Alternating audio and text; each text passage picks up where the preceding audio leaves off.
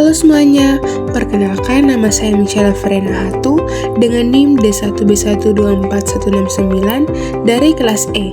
Saat ini, saya akan membahas topik penting dalam biologi molekuler, yaitu pengaturan ekspresi gen, yang mencakup mekanisme regulasi ekspresi gen dan faktor transkripsi. Ekspresi gen adalah proses di mana informasi dari DNA diubah menjadi produk fungsional, protein atau RNA. Pengaturannya sangat penting untuk diferensiasi sel, respon terhadap lingkungan, dan fungsi normal seluler. Ekspresi gen merujuk pada keseluruhan proses di mana informasi dalam DNA digunakan untuk membuat produk fungsional, biasanya protein. Namun, tidak semua gen diekspresikan di setiap waktu atau pada setiap jenis sel. Misalnya, sel hati dan otot memiliki DNA yang sama, tetapi mengekspresikan gen yang berbeda sesuai fungsinya. Karena itu, regulasi ekspresi gen menjadi mekanisme penting agar setiap sel bisa menjalankan perannya secara spesifik, efisien, dan tepat waktu. Regulasi ini memungkinkan organisme merespon lingkungan, mempertahankan homeostatis, dan beradaptasi terhadap stres atau perubahan. Tingkatan regulasi ekspresi gen. Ekspresi gen dapat diatur pada berbagai level. Tingkatan paling utama adalah regulasi transkripsi, yaitu ketika gen akan mulai ditranskripsi menjadi mRNA. Jika gen tidak ditranskripsi, maka produk akhir atau protein tidak akan dibuat. Selain itu, regulasi juga dapat terjadi setelah transkripsi, misalnya melalui splicing alternatif, pada saat translasi atau proses pembuatan protein, dan bahkan setelah protein terbentuk seperti fosforilasi, pemotongan, dan degradasi. Namun, kontrol pada tingkat transkripsi adalah yang paling sering menjadi titik utama regulasi. Regulasi di tingkat transkripsi. Regulasi transkripsi terjadi melalui interaksi antara elemen DNA tertentu dengan protein regulator.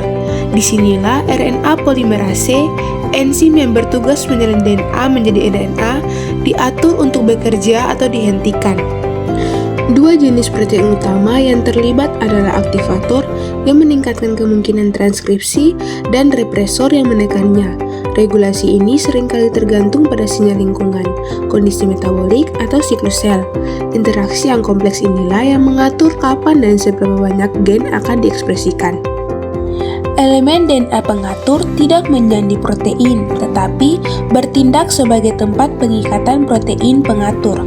Yang pertama ada promotor. Promotor adalah situs utama tempat RNA polimerase berikatan dan memulai transkripsi. Yang selanjutnya ada enhancer, berfungsi meningkatkan efisiensi transkripsi meskipun letaknya jauh dari gen target. Enhancer bekerja melalui pembentukan loop DNA yang mempertemukan enhancer dengan promotor. Yang selanjutnya ada silencer, melakukan hal sebaliknya, yaitu menekan ekspresi gen.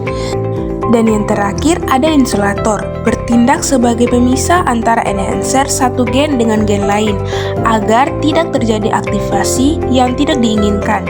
Semua elemen ini menjadi lokasi interaksi antara DNA dan faktor transkripsi yang akan kita bahas di slide berikutnya. Selanjutnya ada faktor transkripsi dan mekanismenya. Faktor transkripsi adalah protein yang mengenali urutan DNA tertentu dan mengatur transkripsi gen tersebut. Ada dua jenis utama. Yang pertama yaitu General Transcription Factor, diperlukan oleh semua gen untuk rekrutmen RNA polimerase 2 ke promotor. Yang kedua ada Specific Transcription Factor, bersifat selektif dan mengaktifkan gen-gen tertentu dalam jenis sel tertentu, waktu tertentu, atau sebagai respon terhadap sinyal spesifik seperti hormon atau stres. Cara kerja mereka adalah dengan mengikat motif DNA spesifik, lalu menginteraksikan diri dengan RNA polimerase, atau mengubah struktur kromatin agar DNA lebih mudah diakses. Beberapa transcription factor juga berfungsi sebagai sensor sinyal dari luar sel, sehingga menghubungkan sinyal eksternal dengan respon genetik dalam inti. Berikut contoh regulasi ekspresi gen. Contoh sederhana ada di bakteri, yaitu sistem pengaturan gen untuk memetabolisme laktosa. Ketika tidak ada laktosa, represor akan menempel pada operator dan menghambat transkripsi.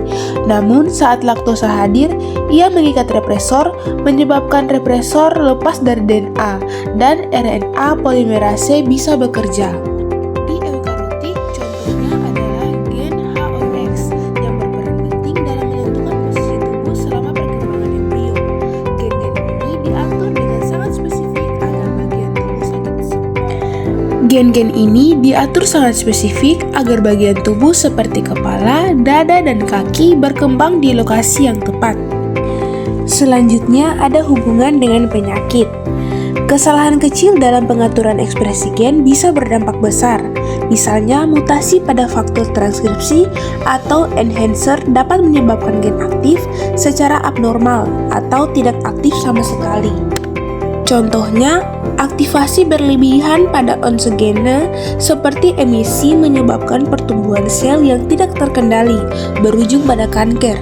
Ada juga mutasi pada gen P53 yang berperan sebagai tumor suppressor bisa membuat sel kehilangan kendali pembelahan. Oleh karena itu, regulasi gen sangat penting dalam konteks kesehatan dan pengembangan terapi gen. Kesimpulannya adalah pengaturan ekspresi gen adalah proses krusial yang memungkinkan sel mengontrol gen mana yang aktif dan kapan. Faktor transkripsi bertindak sebagai pengatur utama proses ini, bekerja melalui pengendalan DNA, modifikasi kromatin, dan interaksi dengan RNA polimerase. Sistem ini bersifat kompleks namun sangat efisien dan terkontrol, dan gangguannya dapat menimbulkan berbagai penyakit.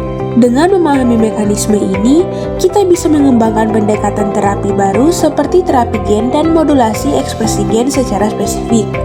Sekian pembahasan dari saya, semoga dipahami. Terima kasih.